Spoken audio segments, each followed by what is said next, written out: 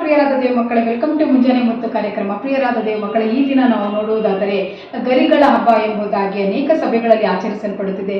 ಗರಿಗಳ ಹಬ್ಬ ಎಂಬುದಾಗಿ ನೋಡುವುದಾದರೆ ಸತ್ಯವೇದದಲ್ಲಿ ಏಸು ಕ್ರಿಸ್ತನು ತಾನು ಶ್ರಮೆ ಮತ್ತು ಮರಣವನ್ನು ಅನುಭವಿಸುವುದಕ್ಕಿಂತ ಮುಂಚೆ ಇಂದಿನ ಆ ವಾರದಲ್ಲಿ ಆತನು ಯೆರೂಸಲೇಮನ್ನು ಅರಸನಂತೆ ಪ್ರವೇಶಿಸಿದನು ಎಂಬುದಾಗಿ ನಾವು ನೋಡುತ್ತೇವೆ. ಪ್ರಿಯರಾದ ದೇವ ಮಕ್ಕಳೇ, ಯೇಸು ಕ್ರಿಸ್ತನು ಅರಸನಂತೆ ಯೆರೂಸಲೇಮಿಗೆ ಪ್ರವೇಶಿಸುವ ಸಮಯದಲ್ಲಿ ನಾವು ಅಲ್ಲಿ ಜನರು ಮಾಡಿದ ಒಂದು ವಿಷಯವನ್ನು ಓದುವಾಗ, ಜನರು ಅಲ್ಲಿರುವ ಚಿಗುರುಗಳನ್ನು ಕೊಯ್ದು ಆತನ ಮುಂದೆ ಹಾಸಿದರು. ಮಾತ್ರವಲ್ಲದೆ ಅಲ್ಲೇಲೂಯಾ ಹೋಸನ್ನ, ಕರ್ತನ ಹೆಸರಿನಲ್ಲಿ ಬರುವವನಿಗೆ ಜಯ ಎಂಬುದಾಗಿ ಕೂಗಿದರು ಎಂಬುದಾಗಿ ನೋಡಬಹುದು. ಪ್ರಿಯರಾದ ದೇವ ಮಕ್ಕಳೇ, ಈ ದಿನವೂ ಕೂಡ ನಾವು ಅನೇಕ ಸಭೆಗಳಲ್ಲಿ ಗರಿಯ ಮುಖಾಂತರ ಆರಾಧನೆ ಮಾಡಿರುವುದನ್ನು ಕೂಡ ನೋಡಬಹುದು.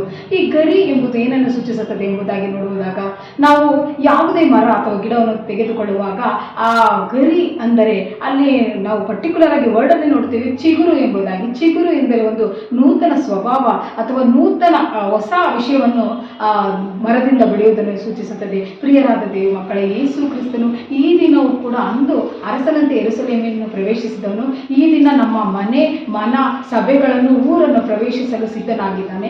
ನಾವು ಕೂಡ ನಮ್ಮ ಹಳೆಯ ಸ್ವಭಾವವನ್ನು ಬಿಟ್ಟು ಅಂದು ಜನರು ತೋರಿಸಿದ ಆ ಚಿಗುರಿನ ಹಾಗೆ ಹೊಸ ಸ್ವಭಾವವುಳ್ಳವರಾಗಿ ಆತನನ್ನು ಬರಮಾಡಿಕೊಳ್ಳೋಣ. ಅದೇ ತಾನೇ ವಾಕ್ಯದಲ್ಲಿ ಬರೆಯಲ್ಪಟ್ಟಿದೆ. ಎಫೆಸದವರಿಗೆ ಬರೆದ ಪತ್ರಿಕೆ 4ನೇ ಅಧ್ಯಾಯ 22ನೇ ವಾಕ್ಯದಲ್ಲಿ 22-23 ನೀವು ನಿಮ್ಮ ಹಿಂದಿನ ನಡತೆಯನ್ನು ಅನುಸರಿಸದೆ ಪೂರ್ವ ಸ್ವಭಾವವನ್ನು ತೆಗೆದು ಹಾಕಿ ಬಿಡಬೇಕು, ಅದು ಮೋಸಕರವಾದ ದುರಾಶೆಗಳಿಂದ ಕೆಟ್ಟು ಹೋಗುವಂಥದ್ದು.